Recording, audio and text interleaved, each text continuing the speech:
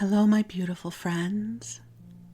I am Laurel Bleadon-Maffei with Illuminating Souls, welcoming you to this episode of Sleepy Bedtime Blessings, a podcast designed to help you rest, relax, and fall asleep, all while deepening in your connection with your beautiful team of angels who love you so. I am an angelic practitioner, a spiritual teacher, and an encourager of souls. And in addition to hosting this podcast, I also offer one-on-one angel sessions that are lovely. They are 1-hour sessions and take place over the phone. We have heartfelt conversation. I bring forward messages from the angels, and the intention is to help you deepen with your divine guidance. I also offer longer form support by way of soul mentoring, or as my friend Cecilia calls it, angel mentoring, where we will meet each week, and it provides a lovely, supportive, sacred container for you as you move through a time of growth or transformation or just ordinary life. But you could use a bit of extra support. And then I also offer a wide variety of classes. I offer a new class about every 6 weeks. As I record this, I'm getting ready for my new class called The Path of Enchantment, where we're going to be exploring some of my favorite themes, including your connection with your angels, the realm of the fairies, and so much more. And if by chance, by the time you hear this episode, that class has already come and gone, I promise you there's another class about to start in something else. So you can come over to my website at illuminatingsouls.com, where you can sign up for my mailing list. And you'll receive inspiring emails from me and also announcements about what I have going on. But for now, beautiful, beautiful soul, the angels and I are here to invite you into this beautiful, loving sanctuary designed to help you rest, replenish, and experience the love of your angels in the divine realm. Just as I was getting ready to record, I was taking my own few deep breaths in and attuning. And as I've shared with you before, I often record these episodes in the early morning when things are still quiet. And I was listening to the quiet. And it's not necessarily quiet. Sometimes I can hear a bird chirping in the background. Sometimes I can hear the rustling of the leaves. But I'm not necessarily hearing the noise of the modern age intruding upon this sanctuary. I think that's one of the reasons I love recording at this hour so much. My desk in my office faces a window. It's actually right up against the window, and my window faces the redwood fence that divides our side yard from our neighbor's yard. And there's some ivy growing over the fence. And my neighbor is a gardener, and he has a wonderful green thumb for everything. So there are all kinds of trees in his backyard. And so I look out at this sea of green. And there are so many different shades of green, so many different shapes of leaves. And each tree responds to the gentle breeze of the morning differently. And then many mornings, not right now, but there is almost always a squirrel or two on the roof of his house or scampering across the wires. And it creates such a lovely oasis from which to create this broadcast for you. You know, life is busy and hectic even when it's not, right? We've got our phones or our tablets or our computers. We might scroll through screens on social media. There's a lot of stimulus in our lives. And so even though this podcast could be interpreted as stimulus, my hope is it is a transmission that helps you come into quiet, calm, peaceful energy. And as I've shared with you before, I love bedtime. I honor bedtime. It's just so lovely to me that we reach that time of the day when we get to declare it complete, and we get to go into, hopefully, a cocoon of comfort. I find a lot of comfort in the process of crawling into bed. We're fortunate we live in a home that has both central air and heating, and so we can control the climate of our home. So it's always a temperature I desire, my husband desires. And I almost always go to bed before my husband. It's strange to me when he crawls in bed before I do. I always feel like something's off. And I put the television on for him because he likes to fall asleep to the TV. And I turn down the volume, but I find a show I think he'll like to watch. And then I turn off all the other lights and I slip underneath the covers. I'm a more covers the better kind of girl, but it's summer right now. And so our style of sleeping is we love flannel sheets, even in the summer. We just love them. And we sleep with a top sheet. I know other parts of the world don't use top sheets, but we do here. And then we have a very, very light blanket, and then a comforter. I can't sleep without the weight of a comforter on me. I need the feeling of being cocooned in my bed. And then I also sleep with a body pillow that is along the side of the bed, the edge of the bed. I've done that ever since I was a kid. Before body pillows were a thing, I would use my stuffed animals and I would build a fort between my body and the edge of the bed, because as a kid, my bed was up against the wall. So I was, quote, safe, right? I had a fortress by the wall, and then I would put my stuffed animals on the other side of me, and I would cocoon in bed. So I guess my sleep style has been with me since childhood. So Wes is on one side of me. He is a very good fortress. He always makes me feel safe. And then I have my body pillow on the other side, and the big comforter and pillows, and I cocoon in.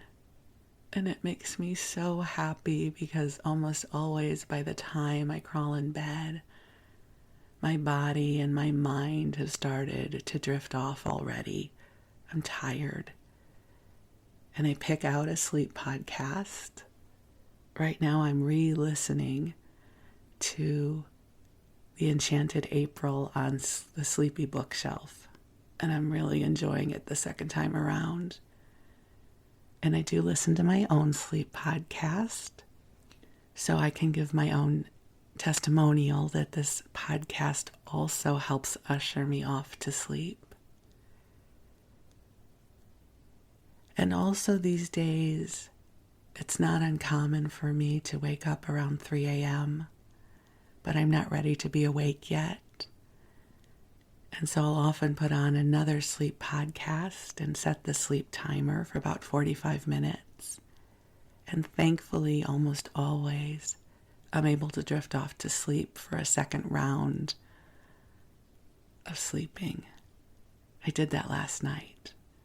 I went back to more of the Enchanted April. And so this podcast is born of my own self-care routine.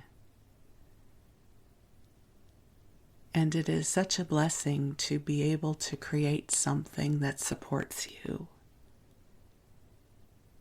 I've shared with you this quote before. It's a piece of prose that is often attributed to Emerson, but it was not written by him. And I read it for the first time when I was 18 or 19 years old, and there's more to it than this line, but this is the line that really stuck with me. It says, "To know that one life has breathed easier because you have lived, this is to succeed." And I read that before I knew about all of this work or the New Age or metaphysics, and even back then that seemed like such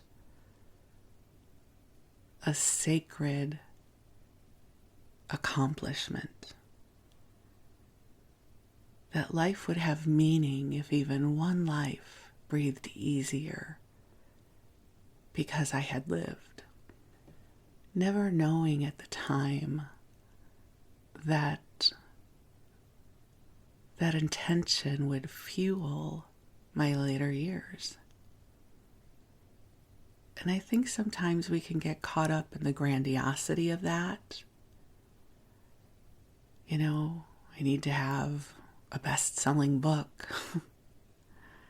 I need to have tens of thousands of followers on social media. I need to make a lot of money doing my soul-inspired work. But it really does boil down to the simplicity of the invitation. To touch one life, even if it is for a moment, a breath, is holy and sacred ground. I feel that every day in the work that I do. You may or may not know this, but I have a daily inspiration email blast that I send out, and I've been sending it out for years. Every weekday, I send out an inspiring email. There are the posters that I also post on my Facebook page. And you can sign up for that on my website. And every once in a while, I get an email from someone that I haven't met yet. And they say, "I've been meaning to write you. I've been getting your daily inspiration emails for years now, and they really make a difference." And it delights me so much because I have several thousand people on that mailing list, and most of them I don't know. But they're human beings with lives, right? We're all human beings with lives. And then I can create something that someone can open up on a Thursday morning and maybe get their message that they need for the day. That is amazing. And we all have the ability to do this. We all shine our light all the time. We just may not realize that our ripple is happening. Your ripple is happening, your ripple of love. There are many, many, many lives that breathe easier or have breathed easier because you exist. You are a source of goodness and love in this world. And it is not expected that you do this all the time. I promise you, I am not always a sparkling ray of sunshine. I have a healthy earth girl archetype who dwells within me as well. But it balances out, right? We get to do good in the world. We get to smile at someone. We get to hold the door open for others. We get to let people merge gracefully into traffic on the freeway. We get to be the good ones. We get to be on Team Love and Light, Team Earth Angel. Maybe I should make a t-shirt for us, Team Earth Angel. And we can all wear our t-shirts proudly. But I'm proud of you. You're a good person. That was one of my dad's highest forms of compliment. He would say that, and he'd put their name in. That Mary, she is good people. That Joe, he is good people. So my dad would say that about you. You are good people. And so the angels are already here, but you know I love calling them in and sharing their energy with you. So I invite you to close your eyes if they are not already closed, unless you are operating heavy machinery. And then please, by all means, keep your eyes opened and take a deep breath in as we gently call ourselves forward into the heart of God. And beautiful angels on high, we thank you for the invitation to join you here in loving, light-filled sanctuary. And angels, I ask that you bring blessings of love and light and healing to each of our beloveds hearing this message. Please help clear from us anything that is not ours, anything that is not serving our highest and best good. And please bring us waves of inspiration, grace, ease, joy, and laughter. I'm going to affirm that we all get to laugh today. That something will happen and deep, heartfelt laughter will somehow show up for us. And angels, please make space in our dreams, both our waking dreams and the ones that take place on the astral realm, where we can receive the inspiration and feel deep well-being.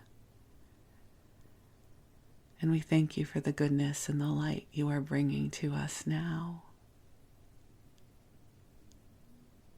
So, dear ones, just take another nice deep breath in, allowing the love of the moment to meet you where you are. You need not reach for this love. This love meets you where you are. It is here for you right now, filling the room or the space you are in with a beautiful, soft, pink light that has been calibrated just for you. That the angels are aware of what is transpiring in your life, and they are here right now to support you. So beautiful, precious friend, I invite you to cozy on up and snuggle on in. And allow yourself to rest and perhaps even drift off into sleep. And while you do, the angels will be with you, and I'm going to read to you. So for this episode, I thought we could go into the Wayback Machine together and read through the pages of the very first volume ever published of Sunset, which would evolve to the Sunset magazine we know today. But this was way before it was that. It was published by the Southern Pacific, which we would know now as the Southern Pacific Railway. And the very first issue was published in May of 1898. And it's really focused on travel and destinations on the West Coast, because that's where the Southern Pacific Railway was. So often in this magazine we find articles about Yosemite, Santa Monica, San Diego, San Francisco, and more. And I decided to go into this issue because as a listener, these actually are some of the episodes that really help put me to sleep when I listen to my own podcast. I love some of the other stories that I do, but I find I tend to get engaged and want to listen to them. Whereas with these episodes, it's easier for me to release the narrative and drift off to sleep. So I am recording this for you and also for a future expression of me who is intending to fall asleep. So a little bit of time travel there, sending this transmission to the future when you or I am trying to fall asleep. So we start off with some ads or mini articles inviting us to the Hotel Del Monte in Monterey, California, the most attractive and palatial all the year-round resort in America. What they say of it: many presidents, princes, and potentates have domiciled at Del Monte and have not thought it beneath them to allow their impressions of it to be published. The following opinions are all from illustrious people. The 3 or 4 days we spent at Monterey made altogether the pleasantest memory we had of California. We have nothing at home that approaches the exquisite setting of this exquisite house. The Pacific all along this coast wears constantly that dazzling sapphire blue, which we see at home only at special times. The sky carries out the same superb color with the glow and depth of sunshine superadded, which is almost too brilliant for belief. It is doubtful if it can be equaled in any part of the world. If the traveler has only time to see one place in California, let that be Monterey, for it is the best of its kind. I have never been so fascinated with a place as with Del Monte, and my only regret is that I could have not stayed longer. I shall never forget any of its beauties or other attractions. The hotel itself, the grounds, the flowers, the lawn, the trees, the 18-mile drive, and the delicious warm saltwater baths at the pavilion. Who could ever forget such a fairy spot? Hotel Del Monte is the most beautiful hotel I ever saw. I can see 100 acres of lawn and flowers from my window, while the air is fragrant with the perfume of roses, violets, heliotropes, and other flowers. And if you'd like to know more, and you're time traveling back to 1898, a beautifully illustrated souvenir book free on application to any representative of the Southern Pacific Company named in Sunset. And then there is an article about San Francisco and the Klondike. The eyes of the world are turned on Alaska and the wonderful gold-bearing Klondike. The verified reports of its enormous wealth show that nothing in the history of gold mining can compare with it. But the first and all-important question now is when to start for the Klondike and how to get there most quickly and comfortably and cheaply. All should appreciate that nothing is gained by a reckless haste that sacrifices health and jeopardizes life, especially in view of the immense magnitude of Alaska's rich domain, and that for many years yet, however great the influx, there will be plenty of room and opportunity for more. Boy, that really speaks to the state of mind back then, doesn't it? That San Francisco is the most natural outfitting headquarters and the point of embarkation cannot be questioned. It is the oldest and several times largest city on the Pacific coast and owes its very existence to just such an epoch as the present. For half a century it has been the center and source of supply of the vast Pacific coast mining industry and is probably the only city in the world capable of meeting the outfitting demands of any mining emergency, however great. Conceived in a fury of mining excitement and born in a storm of gold, its very instincts and attributes are of mines and gold. Its enormous machine shops have built and equipped the largest mining plants on earth, and its great provision houses and outfitting establishments have fed and clothed and fitted hundreds of thousands of miners throughout the Pacific Hemisphere. Its mining appliances, as well as its supplies, are the best and cheapest because the product of wide experience and put upon the markets at first cost under pressure of strong competition. So it goes on to say all the reasons you should pass through San Francisco if you're going to be mining in the Klondike. And then we have a welcome from the editor of The Sunset, or at least I think it's from the editor. The magazine itself is 5 cents a copy, or you can subscribe for 50 cents a year. Sunset, in its initial number, salutes a large circle of readers, which it hopes to constantly widen. It has no advertising space to sell and comes to you unbiased.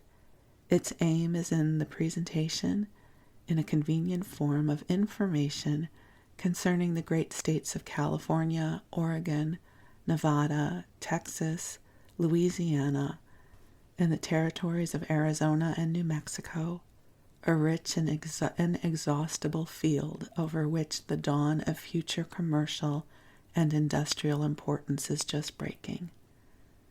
The pioneers in this field have laid a foundation strong and deep for the superstructure to be erected in the coming years.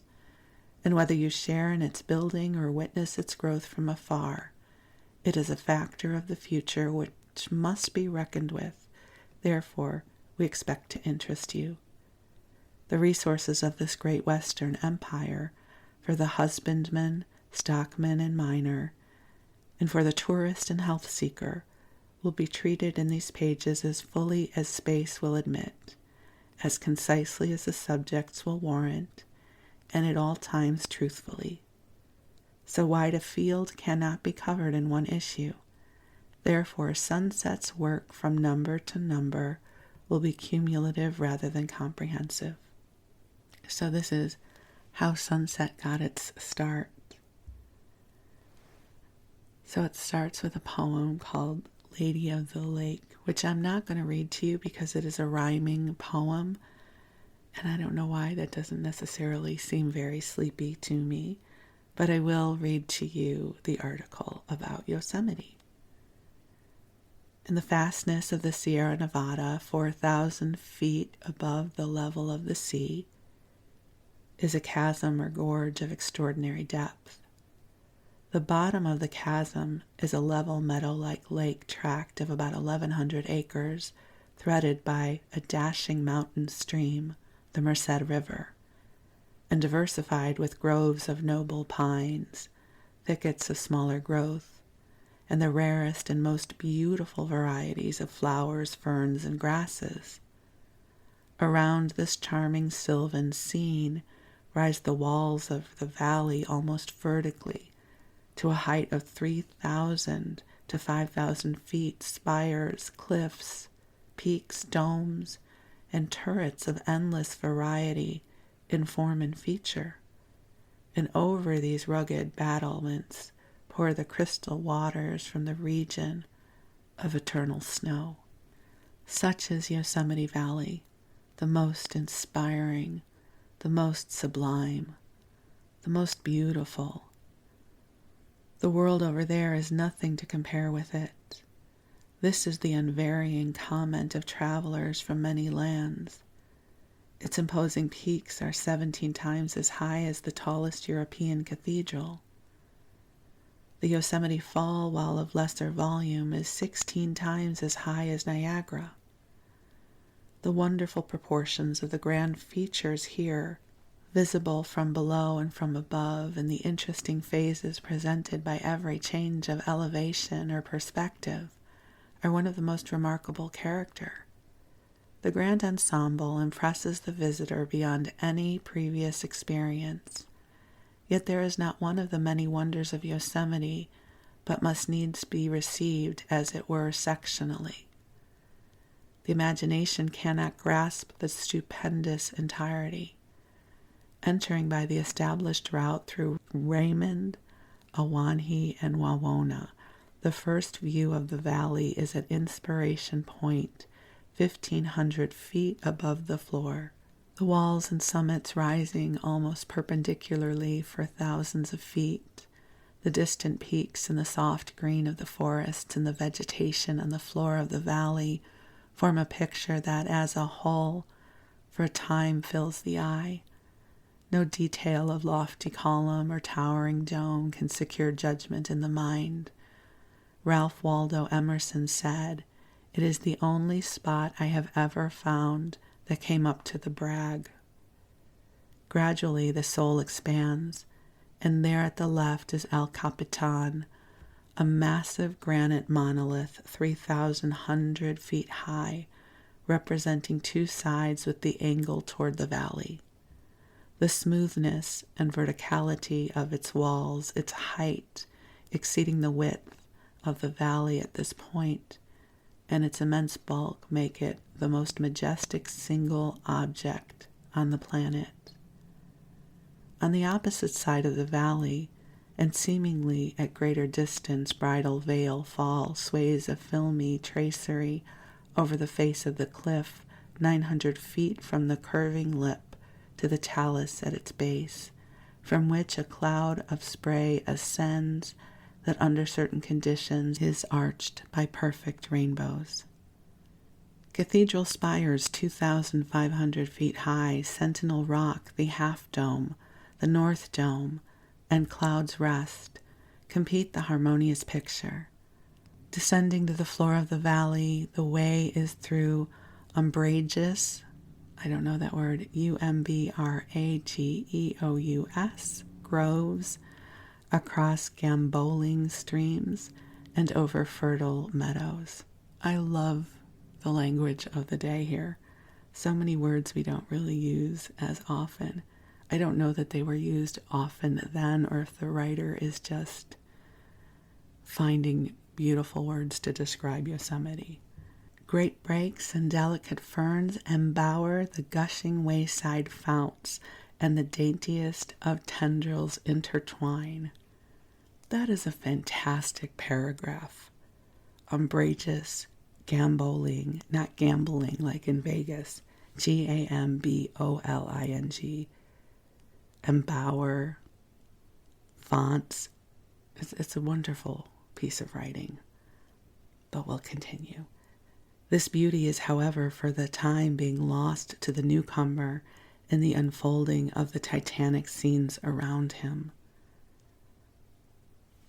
Before, the word Titanic would have so much tragedy associated with it. The Three Brothers, Yosemite Fall, Glacier Point, the Washington Tower, and the Royal Arches come successfully in view as the Sentinel Hotel is neared about the center of the valley.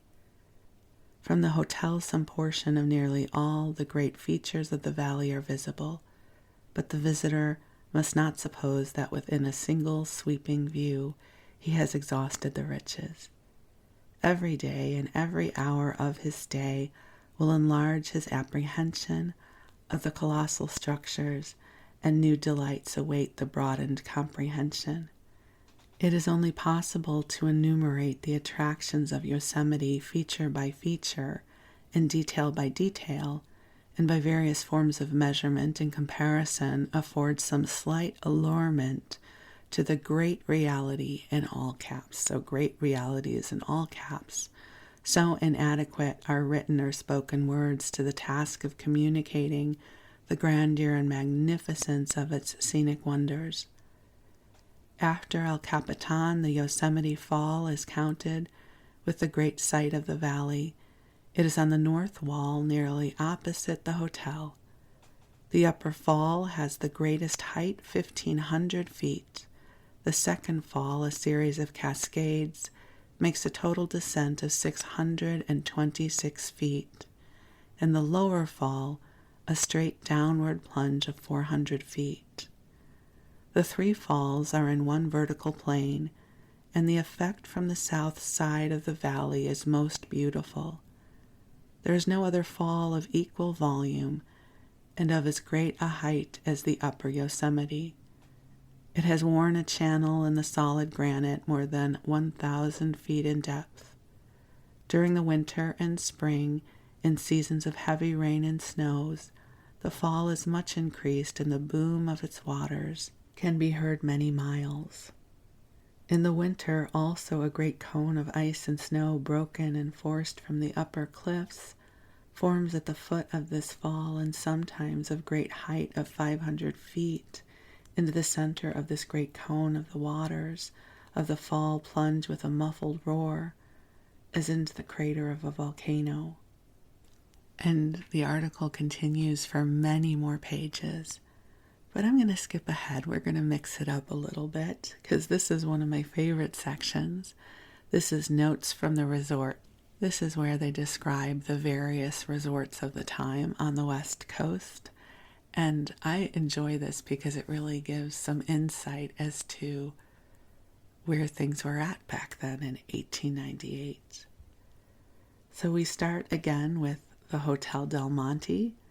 This matchless resort, the culmination of the manifold delights of a California tour, has been favored with unusually large patronage this season. Many of the regular winter guests who find that Del Monte grows on them with each succeeding season have varied the usual route and traveled north from Southern California to Del Monte via the shoreline through Santa Barbara and Surf. This route is an enjoyable one and is covered entirely by daylight, including the stage ride of 70 miles over the picturesque Santa Ynez Mountains. Paso Robles and the old Spanish missions are on this line. Hotel Del Monte will hereafter be conducted on both the American and European plans. Mr. B.F. Jones and party of Pennsylvania in private car Cleopatra spent some time here in March and were delighted with the hotel and surroundings. The meeting of the Transcontinental Freight Bureau here in March brought together many representative railwaymen and merchants from all parts of the country. Other visitors of note during the season include Mr. J.T. Brooks, second vice president of the Pennsylvania Lines, Governor Hastings of Pennsylvania, F.D. Ewan, W.A. Avery, and they list more people that we don't know, or maybe you do, but I don't. And we now move on to Los Angeles. In spite of the growth of the commercial and manufacturing interests, Los Angeles has not yet lost its character of the rendezvous for California winter tourist travel, and its beautiful flower-embowered streets and parks have been alive with happy Easterners and coaching and excursion parties to Baldwin Ranch, Catalina Island, and over the inside track to Redlands and Riverside have been numerous. The annual field day of the Intercollegiate Athletic Association of Southern California will be held on the Southern Pacific Company's grounds at Santa Monica on April 30th. The Hotel Metropole at Avalon Catalina has recently been remodeled and enlarged. The annual festival La Fiesta de Los Angeles, that has scored such repeated successes in the past, will be held this year commencing May 2nd, notwithstanding the fact that transportation lines did not find it expedient to contribute to the entertainment fund in cash, but instead will do their part in efficient advertising, liberal reductions in rates, and the furnishing of extra facilities in the way of special trains. Los Angeles has been true to her past in manifesting her independence by proceeding with the festival. If its success depended solely on financial assistance from the railroads, it certainly was not a popular institution. It should be, and we believe will be conducted on a higher plane than that of a mere excursion attraction. Its possibilities are boundless, and its fame already almost worldwide. This year, the Water Carnival at Westlake Park will be repeated with the addition of unique electrical effects. For the grand concerts, many soloists of a national reputation have been engaged.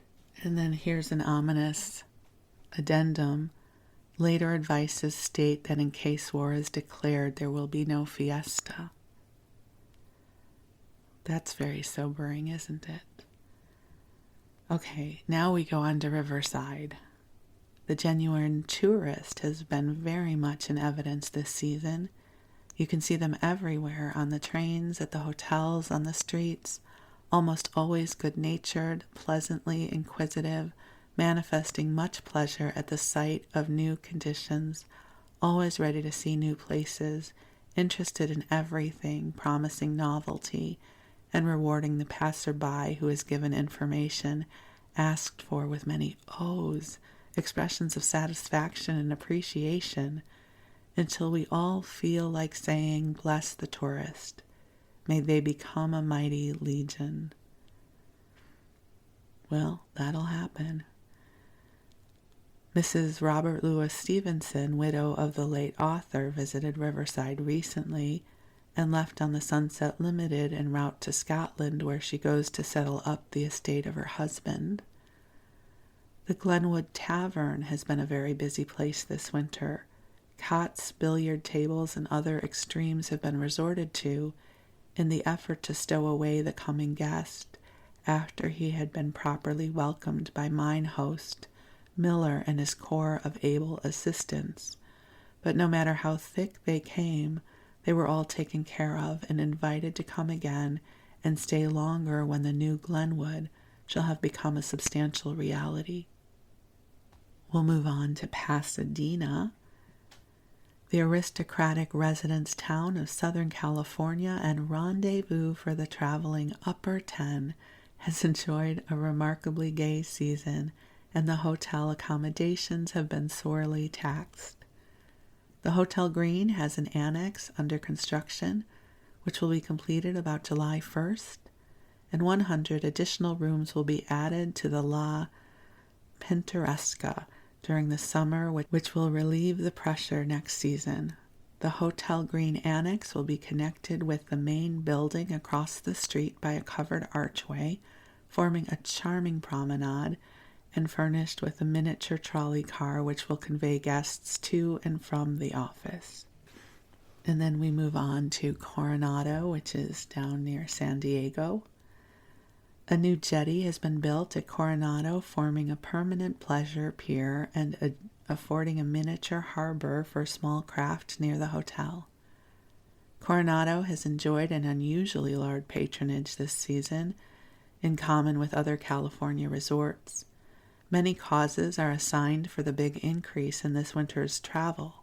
Some people believe that the Florida frosts have thrown the attention of tourists in other channels than the route to the Palmetto Lands. Others declare that the general prosperity has induced more eastern people to spy out their own country, while still others think it's only the natural increase due to improved transportation facilities and the widening popularity of California. It is true that the transportation facilities have worked wonders with travel to California. This year, many visitors, perhaps more than half, have first enjoyed the manifold beauties and novelties of life in Mexico, coming on to California over the sunset route of the Southern Pacific Company. The superb equipment of the limited trains has excited the admiration of all travelers. Speeding across the continent, is now a luxury not equaled in some respects by remaining at home. New scenes, new air, mountain and vale, river and hamlet, speed across the vision in glorious panorama. The sunset route has received high praise for the country through which it traverses, a country unique in scenic attractions and varied in topography. Many a guest this winter, sitting on the piazzas of Hotel del Coronado and gazing at the sunsets behind Point Loma, have been reminded of the happy name of the Southern Pacific route and has voiced his satisfaction with the choice that led him to the sunset over the line. Among the notables at Coronado last month were Mr. Thomas Costigan of New York, Mrs. Ralph Sprague of Chicago, President D.B. Robinson and party of the St. Louis and San Francisco. I don't know any of these people, so I'm going to skip all of that. Not that I knew the names that I read, but a prominent party of New Yorkers recently arriving at Hotel del Coronado over the sunset route, and then they name all of them. I can pretty much guarantee, had I been alive in 1898, my name would have never been so important as to be listed here. But that's okay. But I would imagine I would have found my way to California somehow because I have always loved it here. In Santa Monica, extensive improvements have been made at the Arcadia Hotel, which was a very famous resort in Santa Monica in the day. Also in Santa Cruz, there are some people traveling there. There's also something about the Trans-Pacific steamers. So steamers of the Pacific Mail Steamship Company are traveling, sail from San Francisco for Yokohama and Hong Kong via Honolulu, calling at Kobe, Nagasaki, and Shanghai. That would be quite the adventure in the day. There are also steamers leaving for Panama and principal Central American ports. And then if you are wondering what kind of travel options are available to you, the Southern Pacific Companies has 3 overland routes: the Sunset Route, the Ogden Route, and the Shasta Route that connect the East and the West. So here are some options if you are on the East Coast and you're wanting to go westbound. I don't know if it's East Coast, but Eastern U.S. So there's the number 20 Sunset Express, buffet, drawing room, sleeping cars, New Orleans to San Francisco without change. And there's a tourist sleeping car leaving Los Angeles to Lathrop daily.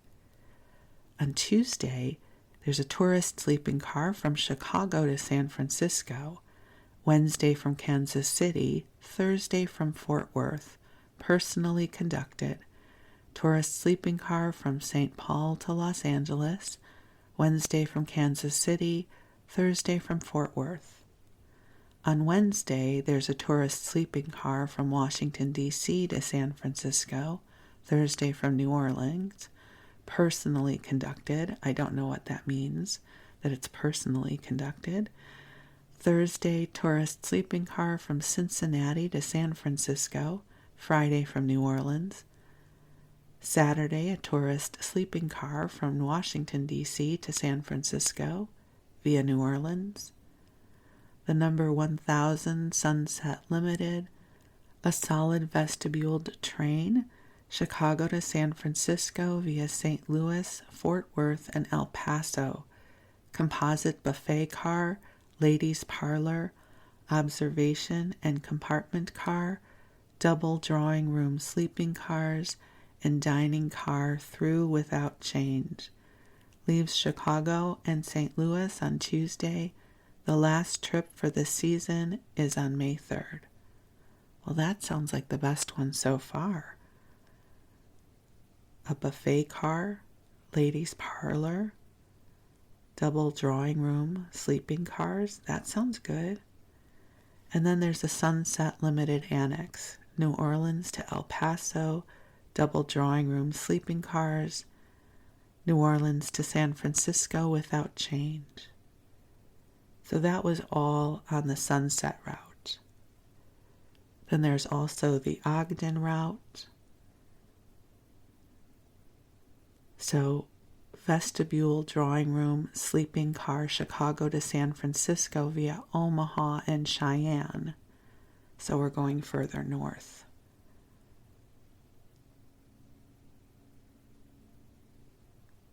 So tourist sleeping car, Chicago to Los Angeles via Kansas City and Pueblo. Tourist sleeping car, Chicago to Los Angeles via Kansas City and Colorado Springs. We're going through Omaha. And then there's the Shasta route. Buffet, drawing room, sleeping car, Portland to San Francisco. So just some travel options in case you find yourself in 1858 trying to figure out how you are going to make your way to California. There is an ad for the Yosemite Valley and the big trees. I'm sure I would have wanted to go see that back in the day. And then we're on to the next issue. So we went through the very first ever issue of Sunset. So what do you think? You somehow find yourself in 1898. Would you have been a traveler? Would you have been an explorer? I was thinking about this as I was getting ready to record this episode. Younger me would have for sure wanted to travel.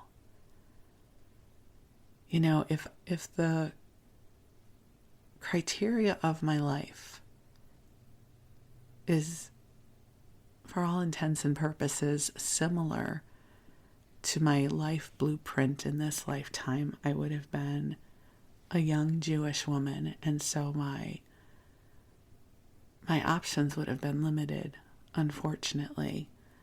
But I would imagine I would have chafed against what was expected of me, again, if it's a similar personality to what I had in this lifetime. And I would have wanted to find a way to travel. Now, those options would have probably been limited, although maybe not. You know, Ashkenazi Jews and many immigrants were traveling all around the country to find their way. You know, it was about creating a new life. So I also suppose there would have been that within me. You know, if I sort of follow that line of thinking, if my parents had wound up in Chicago, I would have had family in Denver because that was the case. My grandmother was from Denver. So there would have probably been an impetus to go west and to find my way ultimately to California. But I wouldn't have been in one of the high-end sleeper cars, I'm sure. I would have been in, you know, the tourist accommodations or whatever they would call them back then.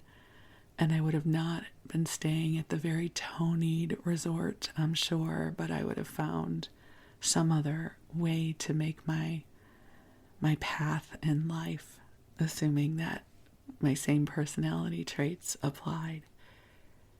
But I will say, the me that I am now at this age stage I'm at, that does not sound good, taking a train across the country.